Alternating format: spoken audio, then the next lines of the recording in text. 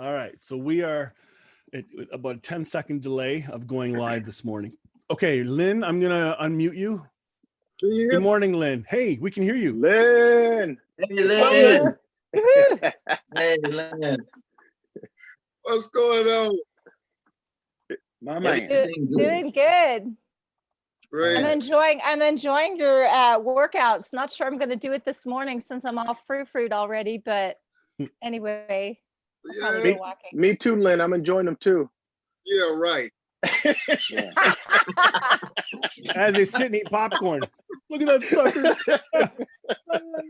Throw that bicep. This is what I like to do. I like to take a screenshot of the beginning of Lynn's t-shirt, the middle, and then the end, and watch the transformation. It is impressive. What do you call those things when you do barbells, Lynn? What do you call that? What you Reps? yeah, repetitions, Arm curls. Curls. There it is. So these are my curls. Here we go. bicep curl. I I like those curls. That was my Mike. curl. Woohoo. All right. All right, here we go. Is it let's see if it's hitting live I stream think yet. it's live. I'm waiting for it to go live, guys. Yeah, I see it. You do? It's Okay. showing. Yeah, it's showing up. A little delayed. Oh, there it is. Okay. It's on Facebook or? Yes. Okay. Okay. So what I'm going to do, I'm going to go on here and I can, with this restream thing, I can click this thing called chat and it will, I can read all the chats and from all the locations. So anybody watching on YouTube or commenting on Facebook, I get them in one spot. Wow. A lot of fun. There we go. That's really Okay. cool. We're just waiting for Bill Thrasher, but we're not going to wait because we are now rolling. So good morning, everyone. Welcome to Grounds and Grace. And if you're new this morning or just tuning in, you'll notice there's a whole bunch of us here. This is the core team of the Global Online Ministry Alliance team of teachers. And so I've reached out to all of them. My goal this morning is to, number one, send hope from all of us together to all those listening that are isolated, that are might be scared, that might be sick. Today we want to offer hope, inspiration, encouragement, and get to know each other. So some of you may not have heard these other teachers and speakers, so they're going to introduce themselves, just tell them where they're from, blah, blah, blah, a little update, and then we're going to start to banter.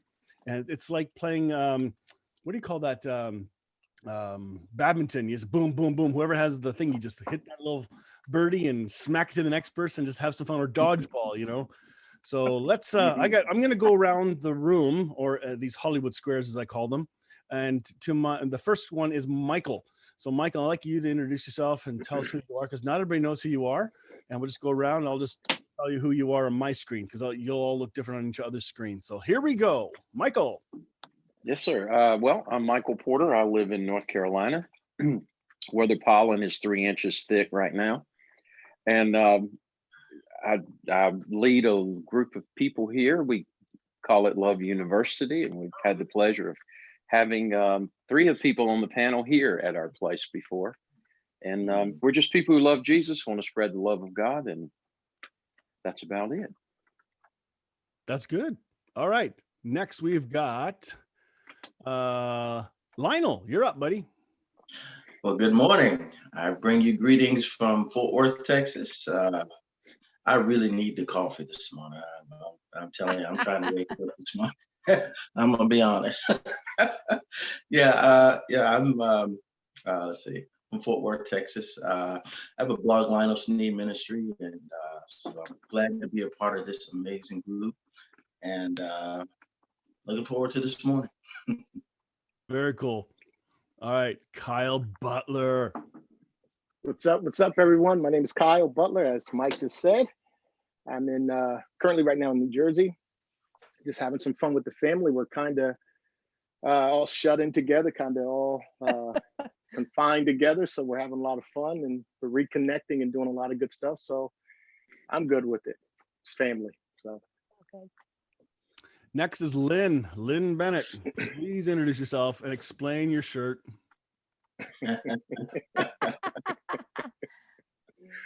Well, hello, everybody. My name is Lynn Bennett, and I'm actually in North Carolina as well. Elizabeth City.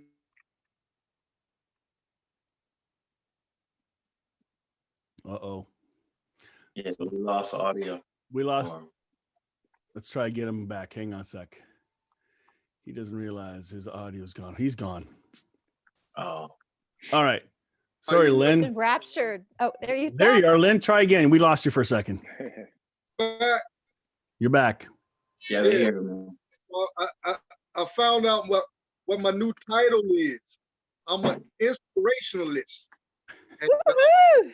what I really want to do is just bring inspiration, especially in times like this. And so that is my heart, to share the good news, what I know now to be the good news, and bring hope, encouragement, inspiration. That's cool. Thank you. Next, we're going to go with Catherine. Introduce yourself. Hey, hi. Well, hello. I'm Catherine Toon, and I'm from Colorado. Michael, you may have 3 inches of pollen. We generally have 3 inches of snow during this time. So it is kind of what that is in the mountain areas, but we go back and forth. So let's see, I have Imprint and Catherine Toon Ministries, and whatever I do, we have fun. So just happy to be here. That's cool. Thank you. It's really a thrill to have all of you in here at the same time. I want to begin by sharing something with all of you to start things off. Let this be a foundation. So I'm going to hit the share screen thingy and see how this works. This comes from 1 Thessalonians 5:9-11 from the Message. God didn't set us up for angry rejection, but for salvation by our Master Jesus Christ. He died for us, a death that triggered life. Whether we're awake with the living or asleep with the dead, we're alive with him. So speak encouraging words to one another. Build up hope so that you'll all be together in this. No one is left out. No one left behind. I know you're already doing this. Just keep on doing it. So this is kind of my launch for today. Hey, Derek Day is connecting. Yay. But this is my launch for today. Because I'd like us to find ways to encourage. How are we encouraging others? How are you finding encouragement right now? This is just loose, free discussion, but I want to have a core foundation to launch today.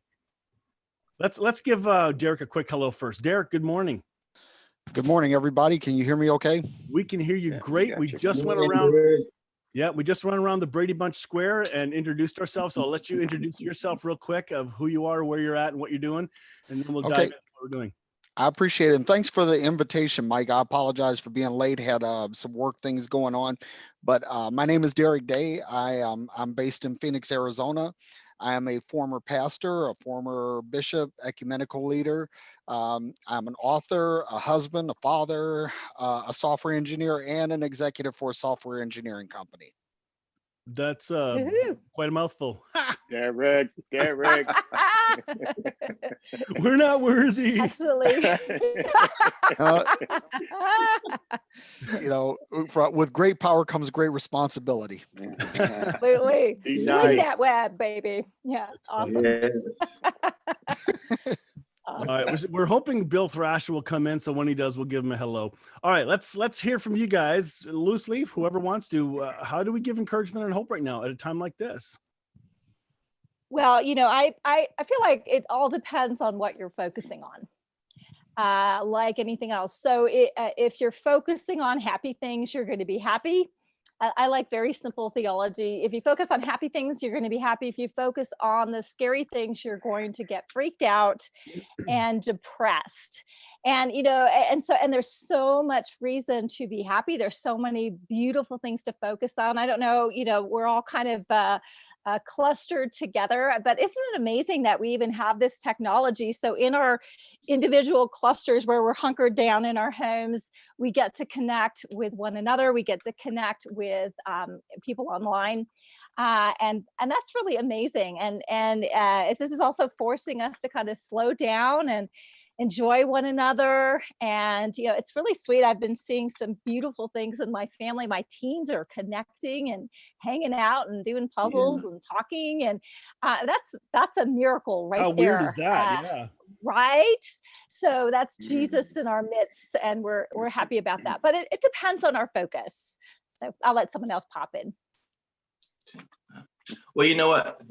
I guess the thing that I think about also is that there's always some good that comes out of tragedy, or some good that takes place when we're in a situation that we're not accustomed to. And you know, just to piggyback off some of what Catherine is saying, I think that this is enabled families to come together. Uh, I can think about so when I was coming up as a kid, you know, we used to spend more time outside playing and everything. And it's like now today with technology and everything, everything is so different, and it causes people to be more on a individually, causes people to be more individuals as opposed to, you know, coming together as a group. And I've definitely seen where through the challenges that we're experiencing now, it's helped us to come more together. You know, whether it's where we're just spending time together in one single space, or just even reaching out to other loved ones of people just to check on them, you know, just to make sure that they're okay. So there's been some good positive things that have come from all this, is what I've noticed as well. I know for me, I've really been enjoying. I've been in personal training and teaching fitness classes for many years now, and so one of the things that I have been doing is streaming my fitness classes. I'm actually going to go on at 9 o'clock, but I've been having a ball, and basically all I'm doing, I ordinarily would have been somewhere teaching at 9 o'clock anyway. But so, you know, I'm grateful to be able to do it. I probably would have never done it online like I have been doing, but I've been enjoying it because it's keeping me in shape. But one thing that I've been doing, and it's been amazing, the responses that I've been getting. At the end of the workouts, I have actually been sharing a quick message of hope and inspiration. And Perspiration, did you say? Excuse me? Did you say perspiration? Yeah, good perspiration.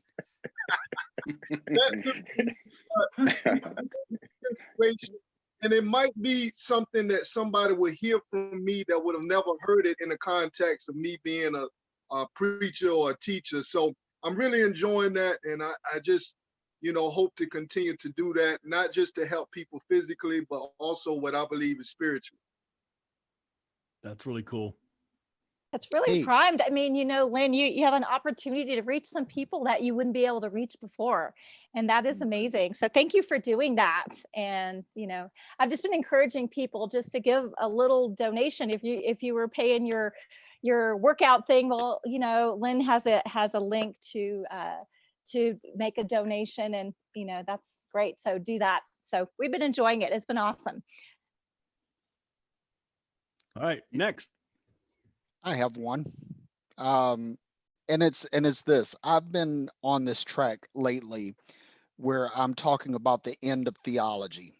And I say that basically when you look at every intellectual discipline among the spectrum of those things, you know, medicine has moved, physics has moved, chemistry has moved, biology has moved, theology is still in the dark ages. And I'm of the mindset that anything that doesn't move the needle, that doesn't push the envelope, that doesn't advance, deserves to die. And so the question is, if theology goes away, what do you replace it with? Well, Mike, I'm glad you asked. Divine anthropology. Divine anthropology, because I will never honor God more than acknowledging, encouraging, and edifying the people that sit in front of me. So my goal in this season is to encourage, edify, exhort, and equip people to live the best life that they can. Right now, ever since I've been really walking away from this whole theology thing, my life has gotten tremendously better. I mean, I can't even begin to describe, you know, how the changes in my career, the changes in my family, all of these things, all because I'm focusing now on humanity, because God is God. and God is so vast, we'll never fully understand, fully comprehend him. But if I spend a little time, you know, getting to know Mike and Lynn and Lionel and Catherine and Kyle and, you know, whomever, Bill, if I spend more time. Well, never mind, just- Bill, not Bill. Yeah, well, I'm giving Bill a shout out, even though he's not here. I'm here. I'm here now. I was. Hey, Hey. Hey. Sorry. hey, Bill. I didn't put it on my calendar. If it's on my calendar, it doesn't exist. We'll get to you in just a second. So anyway, when I'm going out and I'm talking to people and I'm encouraging them and I'm sharing good news with them, and most of all, I'm sharing love. I'm extending empathy and compassion to people, and it's really working. You know, the vast majority of the people that I work with are Hindus. My colleagues, my professional colleagues. My boss is a Hindu, and I got to tell you this. This is a great story. There was an 11th hour deal that required someone to be physically present in London. And I've been working with this company for all of 2 weeks at that time, no, 3 weeks at that time.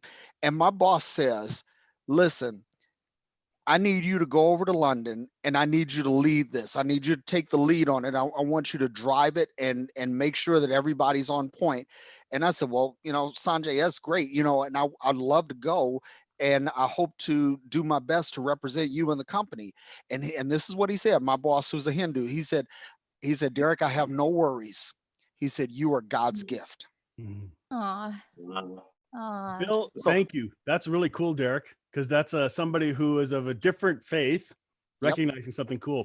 Bill Thrasher, welcome to the group. Hey, I'm going to give you a chance to introduce yourself. Everybody went around the squares and said hello, told us where they're from. So, Bill, please.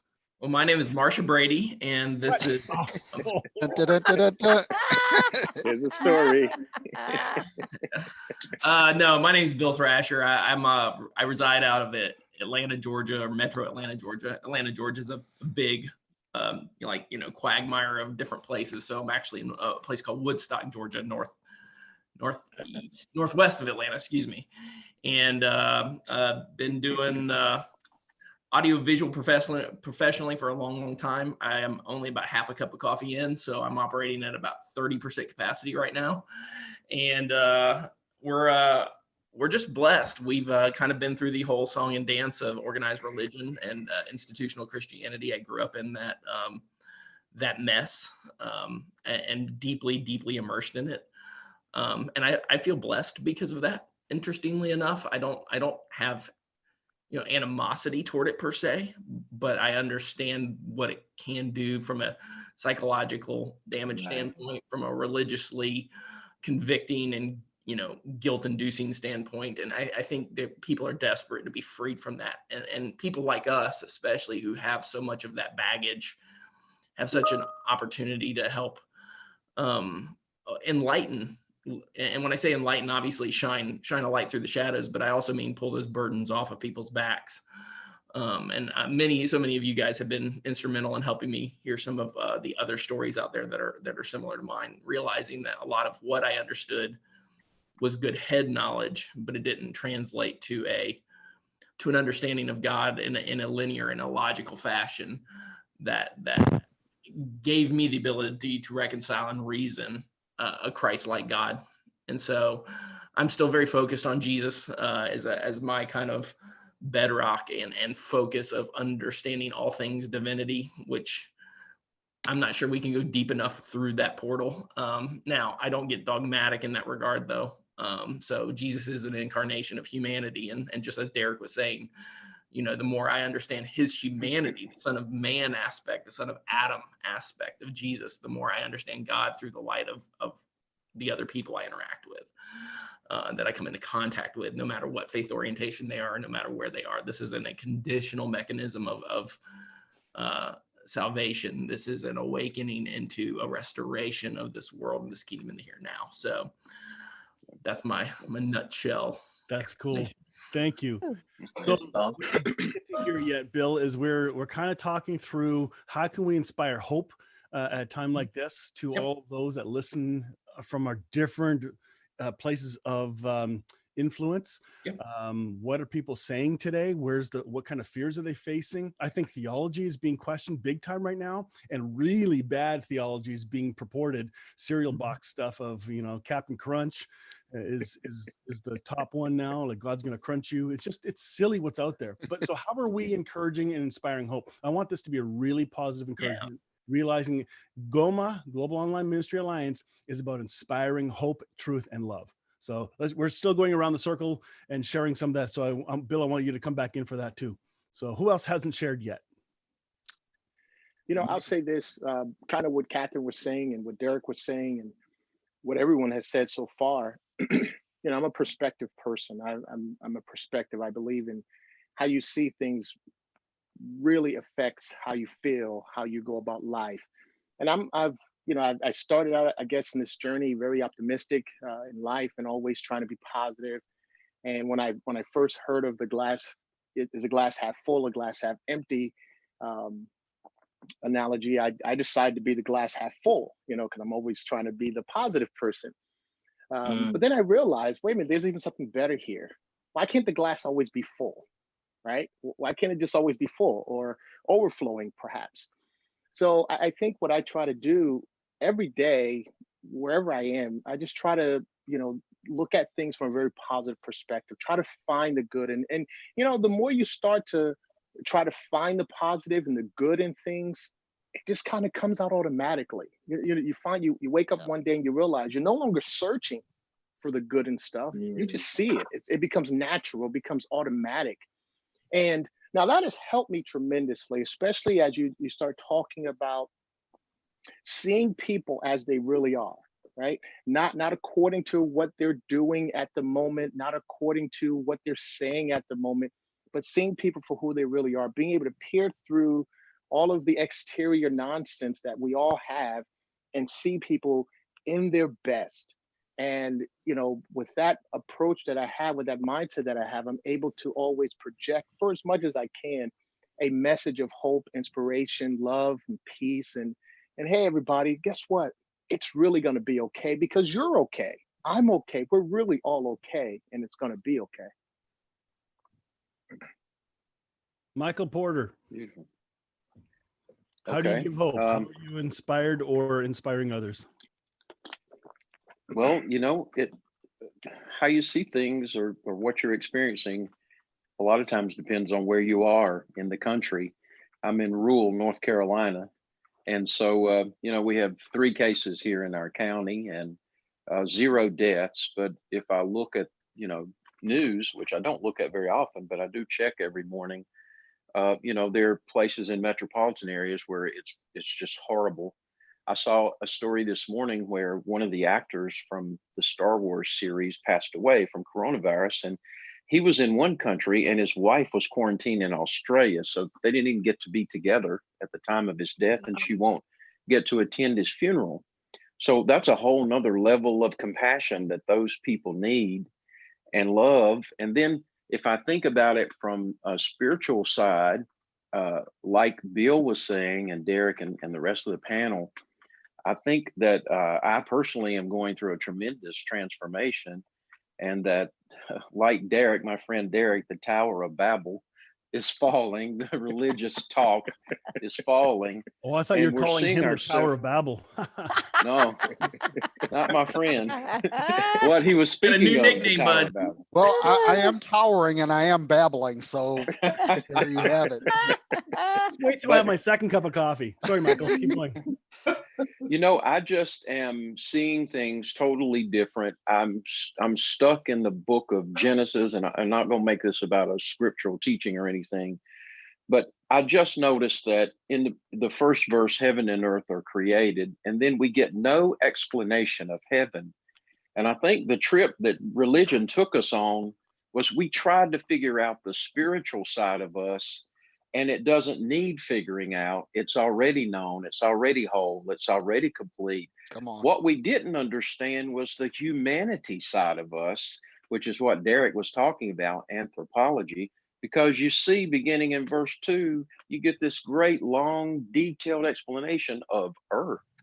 And so I think we're living in a time when ages, or we're in between ages, the age of Pisces, the age of Aquarius, they're converging, mindsets are changing, metanoia is happening.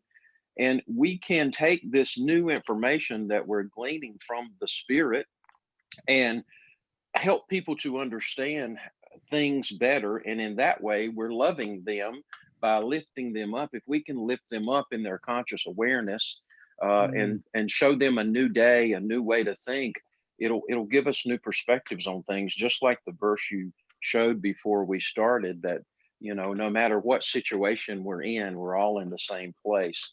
Michael? And so I think we're in a time of learning about our humanity, how to embrace each other, how to do away with culture, race thoughts, all these crazy ideas that were planted in our brains that are not really true.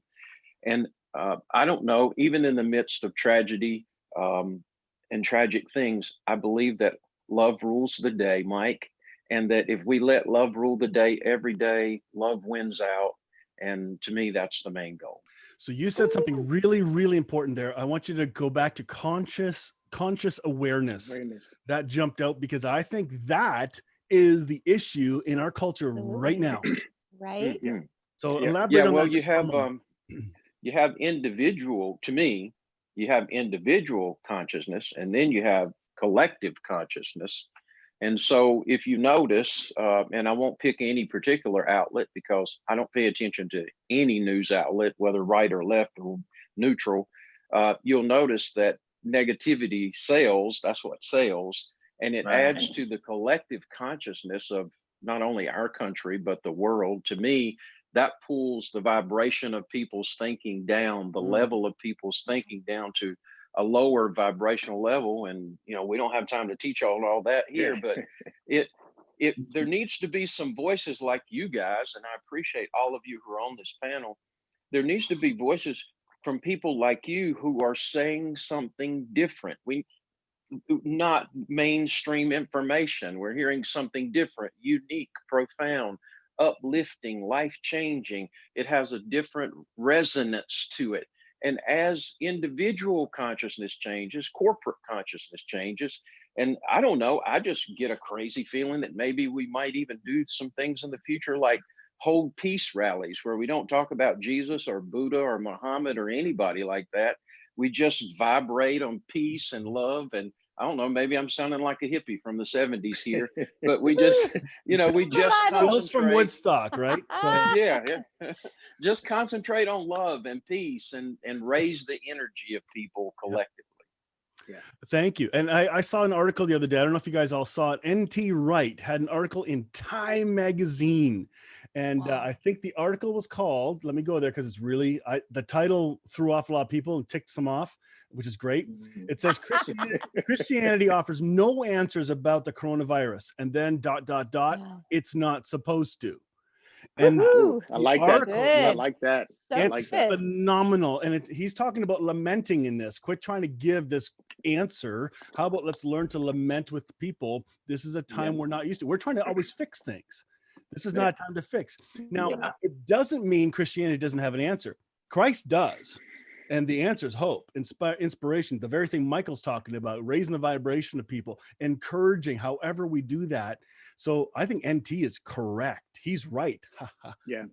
That is amazing. And we have a mandate of love. That is our mandate. And so when we are actually loving people, that means we need to connect with them where they're at. And, kind of as you were talking about, Mike, lifting up that vibration of how they're resonating.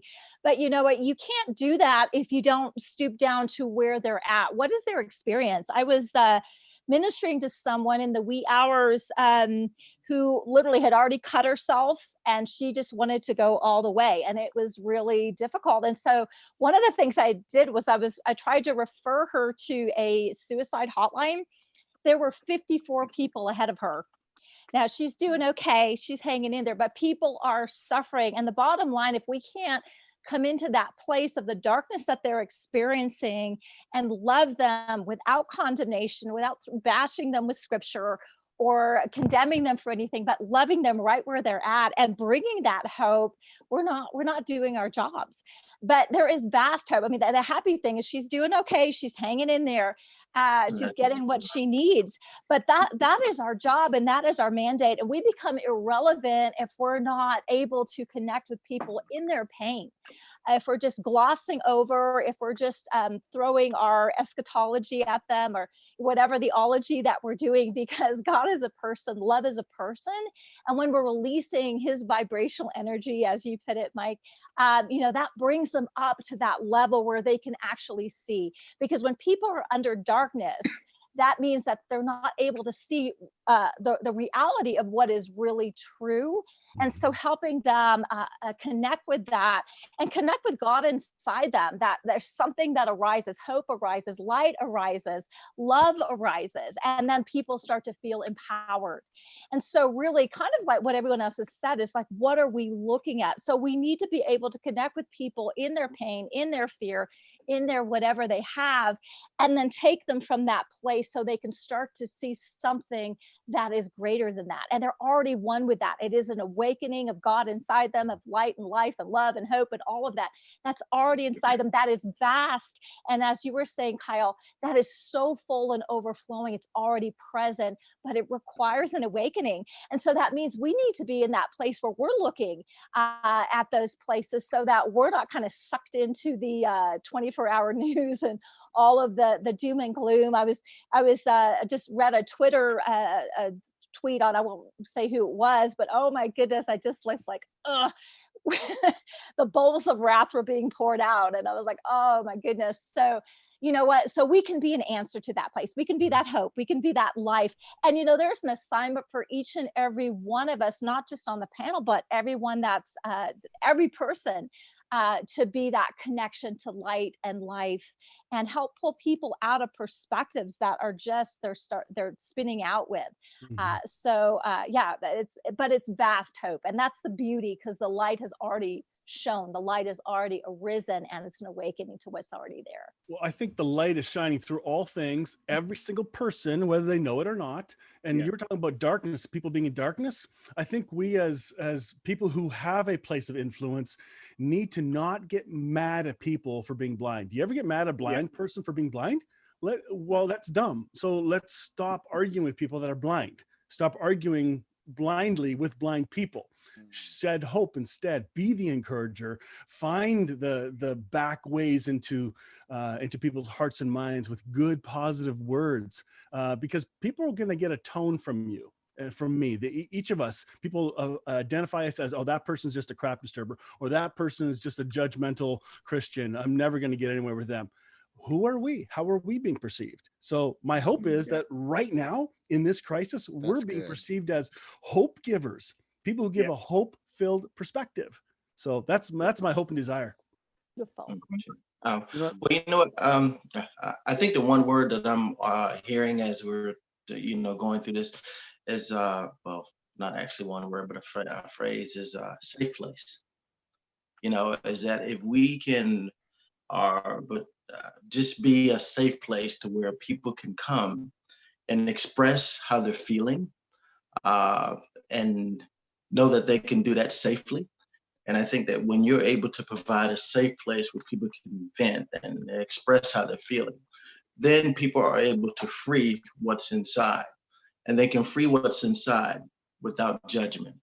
And it's like the first thing that I think about is when they say when they accused Jesus of always hanging around sinners. Well, they felt safe. They could go to him and not be judged. They could go to him and get a different result than what the religious leaders brought to them. So, I think that that's something that we can provide, just not only as people in general, is to provide a safe place. Also, I would also say that I've been able to see the power and compassion of the human spirit through all this. I mean, man, you're seeing people just do amazing, compassionate thing. I was at the store just the other day, and I was in the line. The line was kind of long a little bit, and this lady, when I came up to the counter with my item, she just offered to pay for it. Just out of the, I don't know this lady, never seen her from anything. But You're probably wearing your daytime pajamas.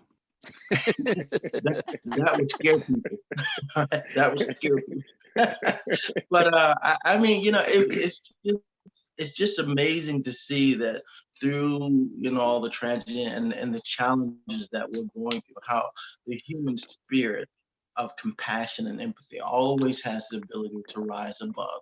You know, it's just like you said, like a lot of times, you know, all we really see and hear is the negative aspects of it. And the negative aspect of things sell, just like you said. But, you know, every now and then, or let's say towards the end of a news broadcast, then you will hear people, you know, try to throw in a positive story here and there. But the willingness of the human spirit always rises above it. And, you know, there's this one scripture that I always think about. It says that the end of the matter is always better than the beginning. You know, and through all this, there will be a lot of wonderful things that will come about from this. There will be relationships that will be rekindled. There will be people who will be able to come together, and maybe they've had some disappointments, or they've been in a very difficult situation with the relationship. But through this, people will be able to come together and heal in some way, form, or fashion. I think Lynn was about to say something. So Lynn, you're at next. Yeah, because I'm gonna get out of here in a little bit. I gotta go. You know, I can't start stepping like I used to without warming up. But I just wanted to say this real quick. First of all, I love you all. I love everybody that you know, may tune in and watch this. But one of the things that I'm big on in my understanding now is the power of our thoughts and our feelings. And I believe that that is why we have to concentrate on just, first of all, loving people where they're at, because I just believe that that is the best way to actually change someone's mind. It's not necessarily what you say out of your mouth, but how you treat people. But I do believe that the biggest thing that needs to happen now, because, you know, not getting into the teaching of, you know, what I actually believe, but, you know, I believe that our thoughts and our emotions, our feelings, they actually do something. They create and they attract. If you notice now, you know, with all of this going on, you see the increased earthquakes and tornadoes and all of these things. Now, a lot of people might blame God, but I believe that it's a collective. What we're seeing is what is happening in the majority or the mass mind of how people are thinking and feeling right now. And so if that is true, what needs to happen is we have to help people to change the way that they have been thinking. And I'm sure everybody that's on this panel right now, we know that the way we used to think, you know, the religious mind is what got most of us in trouble, is what caused most of us all the harm, all the suffering. It wasn't that God didn't rescue us or God didn't move. We had a wrong mindset, a wrong mentality. And we weren't taught that we should love our neighbor as we love ourselves. We weren't taught that we should, you know, walk in peace and joy. And so those things contributed to a life that never was intended for us. So, you know, my thing is, and I encourage y'all and I thank y'all, I check you all out, continue to share this message, the gospel, the good news. I believe that anything that comes out of our mouth needs to be gospel, needs to be good news, because isn't that what Jesus did? Jesus came with a message, and the message was intended to change people's minds. You know, repent and believe the gospel. Repent, not the repentance of, you know, falling out in sackcloth and ashes. Repentance meaning changing of the mindset, and that comes through good news. So I want to thank y'all for all that you do, for real. I'm about to get out of here. I got to go warm up, do this class. I hope to see y'all this week at 9 o'clock. Each and every one. I'll be there. Every one of you working out, but again, keep doing what you're doing, and much love to everybody. Hey, Love Lynn, you, man. in light, before you leave, let me throw this verse up, because this is going to fit perfectly with what you just said. I'm going to read it for y'all. This comes from Romans 14. God's kingdom isn't a matter of what you put in your stomach, for goodness sake. It's what God does with your life as he sets it right, puts it together, and completes it with joy. Your task is to single-mindedly serve Christ. Do that, and you'll kill two birds with one stone, pleasing the God above you and proving your worth to the people around you. So let's agree to use all of our energy in getting along with each other. Help others with encouraging words. Don't drag them down by finding fault. I thought that was a really cool, neat summary verse there. That's cool. Thanks, Lynn. Thank you all. You know, if I can jump in and piggyback on something Lionel said, something Lynn said, and something Michael said, and it's this, that Lionel said the two key words that are really central to where I am right now: empathy and compassion. Empathy and compassion are the root, the elemental components of love. If you say that you have love but you lack empathy, you're lying. If you say that you have love and you lack compassion, you're lying. So these elemental components have to be present whenever we have the discussion of love. Now, that's to touch on what Lionel said. Now, what Michael said is like tuning out. Well, I want to disagree with that respectfully, because you have to be connected in order to have empathy and compassion. We can't tune away from what's going on in the world. We have to know what's going on. But I have to share this with you. With my kids, I've raised them to take in information, to glean information from various sources. But what I teach them is to develop a very robust BS filter.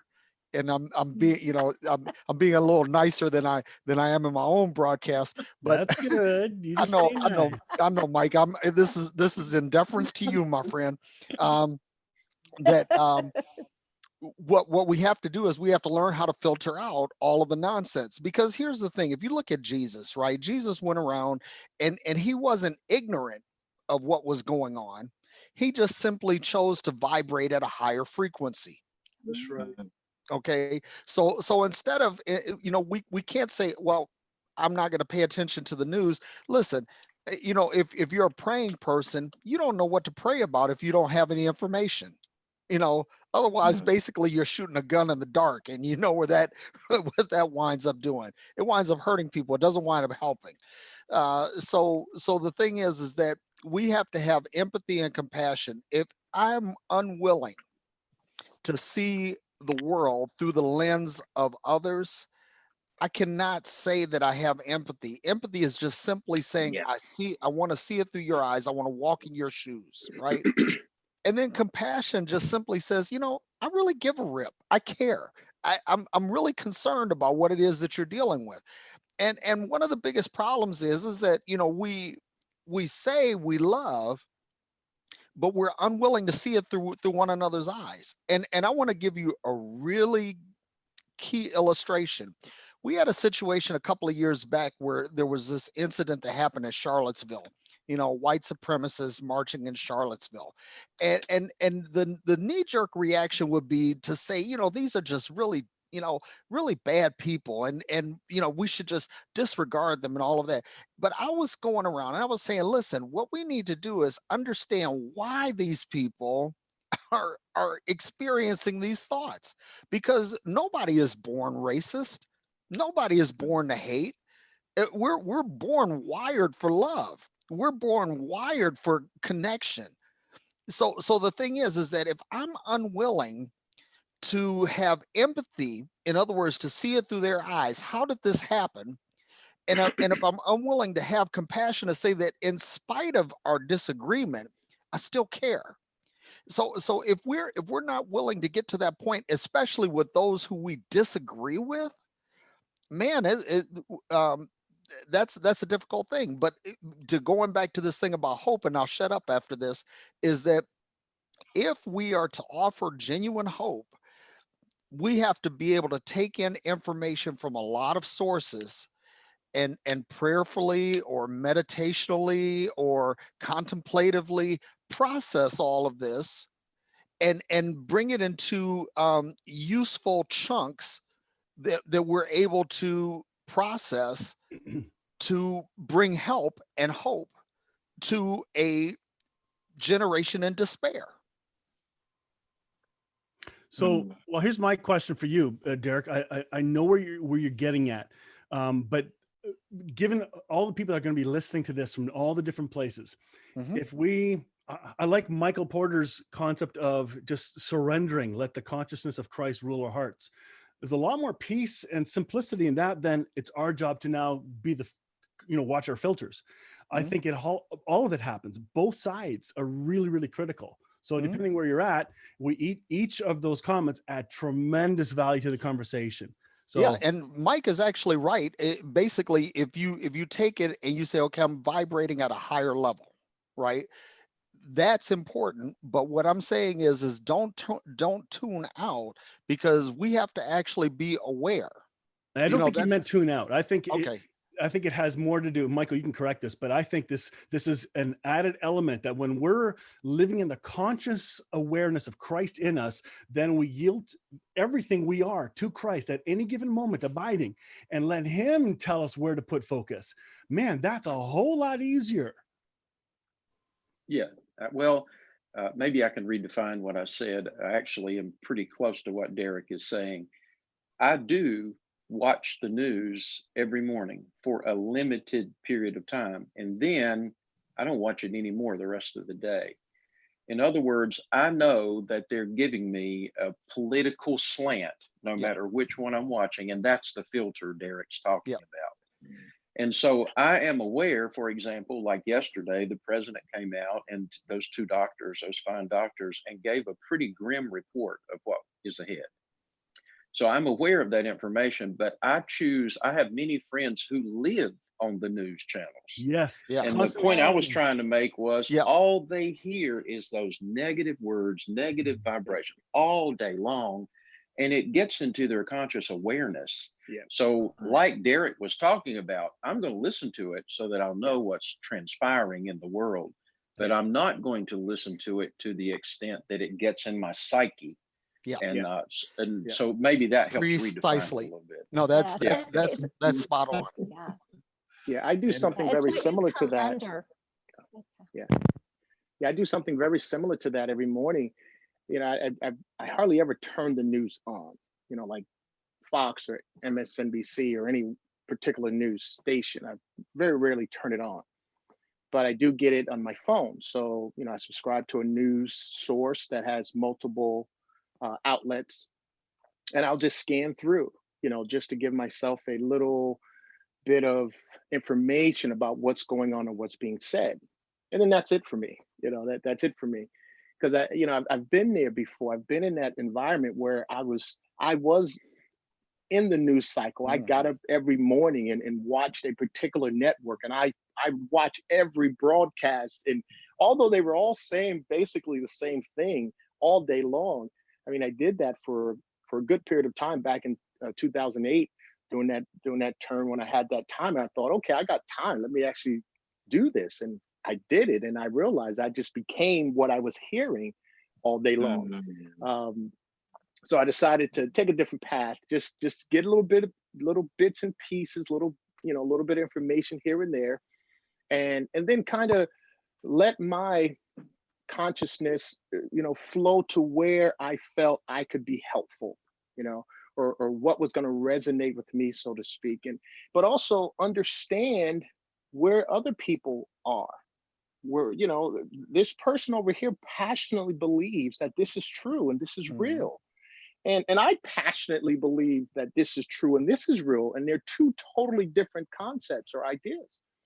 And so I developed a way of living for myself to say, I can't discredit yours, because with the same passion and the same commitment and the same energy, you believe it's true and I do too. And, I'm going to say this, and I hope I don't get into trouble, but I think you guys will understand what I mean, and hopefully the listeners will as well. I think N.T. Wright said it best: Christianity is not the answer. And then you got to look at all of the facets of what Christianity is. And I've come to realize the other day, even let's say the Bible, we can't really prove anything with the Bible, because I can read this verse this way, You can read it totally differently. Yep. And all we're going to do is fight over something that neither one of us can really prove. Am I really right? Are No. you really right? I mean, you know, so why don't we just get rid of all of these things we're trying to use to prove our point and just go to love? You know, Exactly. let love be the thing that proves our point, because love does Not no being right. harm. Love Yep. keeps no record of wrong. Mhm. Love doesn't have an agenda and those kind of things. And love never fails. Love What? never fails. Amen. Lynn's got to talk. I'm out. Much love. I'm out, y'all. Love you, man. Love Peace you. out. I'll be Yes. with you in a little Bye, bit. Lynn. All right. Yeah, right. Let's We're do going to this. talk about you when you're gone.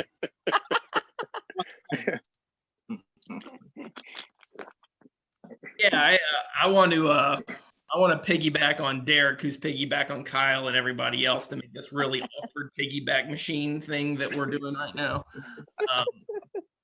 I heard a couple points. The empathy and compassion thing just resonates so strongly in my spirit this morning when you were saying that, Derek. I love it. And I wrote down a couple things over here. You know, you just said love, and God is love. We all are familiar with that. And anybody familiar with any scriptural context is willing to say God is love from their unique subjective perspective on who God is. And then a lot of times we define love by how we define God instead of defining God by the empathy and compassion that we witness in the person of Christ. I think one thing that Yes. that this guy Jesus shows us is a image, an icon of God, if you will, who is more desperate to look through the human eyes and understand the human co-suffering experience or co-enjoyed experience than he is with humans understanding the divine understanding and perspective, right? And that's kind of one of those mind-blowing moments all of a sudden when you're talking about empathy and compassion. Jesus flips the tables on an understanding of God who's not nearly as, 5 minutes, who's not nearly as focused on bringing us into his way by force. Every knee shall bow, every tongue shall confess, kind of that mentality, but who's drawing us into a fall down at the awestruck wonder of a God who enters into our perspectives, no matter how misguided they may be in that moment. And that's mind bending. And when we become mind bending to one another, like Derek was saying, when I can look, and I'm not, so shocking, I'm not a black guy. I know. What? I know. You got the glare, though. You got the glare. When a brother can look through the perspective. Yo, you got the soul, man. Wait a minute. Hey, we had breakfast in the Waffle House. That's all I'm gonna say. That's Yeah, right. yeah. Never We seen had people dinner. We had wrong. dinner at a really cool place. He has a soul. But when someone of that perspective who has had experiences that are so challenging against a mindset that are very counter to their own understanding can enter into that mindset and begin to at least have compassion and empathy, man, we're going to get somewhere really fast and really powerfully. And so I think that leads back into that hope conversation, right? That was the second thing I wrote down. Now we develop an internal hope for ourselves and for that mentality that we may not agree with, but we begin to understand and are willing to have grace for lack of a better word. And we develop what I would call a supernatural, not an other natural, but a more natural. We're uncovering the crap that's been caked upon the divine nature inside of us, right? And we start getting that away, and we're getting back to this supernatural, this very fundamentally core of our being that has been there since we were first conceptualized in the heart of the Father, Son, and Spirit before time and foundations of the earth were laid, right? And in that, we develop an expectation and an expectancy for goodness, not necessarily from our own subjective point of view, but from the objective knowledge of who God is. In that relational mind, we developed an expectancy for that goodness to overcome through all things, in and through all things. And that is hope, right? And so when we look at anything, no matter how much shadow that appears to have on it, we're able to kind of cast off and crack open that inner core of our being and let that light shine into it. And even if we are in an experience of total perceived darkness, we believe transcendently that good can still come and will overcome through it. So our concept of God really does matter during this time. Absolutely. And I agree everything Michael said. I think the collective consciousness of humanity beginning to crack open those dark shells inside of us and letting out light will have a corporate shift in what we experience on this earth, and we can redeem this earth. The manifestations of the Son of God, right? All creation groaning for this moment. And if we can get our minds all wrapped around this collectively, man, greater things that we shall do. Wonderful. All right, let's do one more round around the Hollywood squares here and give a final encouragement. We got 3 minutes left. But it's been really cool having all of you in this group. Like, this is the first time we've done this, and I think it's fun. So maybe we'll do it a couple more times, but I think collectively GOMA needs to send a strong message of hope. Anybody watching. So to hear us all on the same board or on the same plate or in the same squares, same panel, this has been really good. So Michael, any closing words from you? Thanks for having me on. I love all you people on here and the people watching. And I'll just say peace, light, love, encouragement, stick together, help each other, love one another as I've loved you, Jesus would say. That's cool. Kyle. You know, I know everyone, well, not everyone, but I know a good portion of the population around the world is scurrying around trying to get what you need. And I think this is a wonderful opportunity for us all to maybe put aside ourselves and to really start to think about others. And perhaps if we do it in this time long enough, perhaps we'll come out of this with that collective consciousness that it'll really be about everyone else. Love everyone. That's cool. Lionel. I think the key is love, is what I want to say. The key is love. Love will allow you to explore the why. Love will help you to not only receive grace, but give grace aggressively. And love will help you to forgive. So I just want to thank everybody for this moment. This was awesome. And hope we have an opportunity to do this again as well. So Tina Turner's wrong. What's love got to do with it? Exactly. Yeah. Catherine. Well, you know, love bridges. Love bridges everything, and love transcends, because love is a person that we're one with, that's inside of us and who is everywhere in every single person. And this is an opportunity to resonate with that frequency so that we're all upgraded. I mean, the word I keep on getting on the other side of this, we have massive upgrades, and this is an amazing opportunity. So as we're connecting and resonating with the person of love, we get to be that for people, and the water level comes up higher for everybody. That's awesome. Bill Thrasher. No, I can't disagree with anything said. And you know, I think the one thing that as people, love becomes a little bit of a nebulous concept if we're not careful. And you know, my encouragement, I am the Jesus purpose guy. So I would say when we have those moments of trying to understand how we need to see love in any given moment, if we just close your eyes, take a deep breath, and as uncomfortable as it sounds, focus on the image of the crucified Christ as the expression of love, Father, Son, and Spirit in that moment, reconciling the cosmos to themselves, never counting any trespasses or I'll say it, bullshit against us. Sorry, yeah, Mike. That's love. We call it male bovine excrement. Yes. Derek. I broke the ice for you, Derek. But I'm not going to go there. Not today. Basically, I think that this is an opportunity for all of us to be reflective, to be contemplative, to be meditative, to look within and discover the truth of Christ in you, the hope of glory. That when we understand that, and we understand love for ourselves, you know, in other words, when the oxygen masks fall from the overhead, put your mask on first.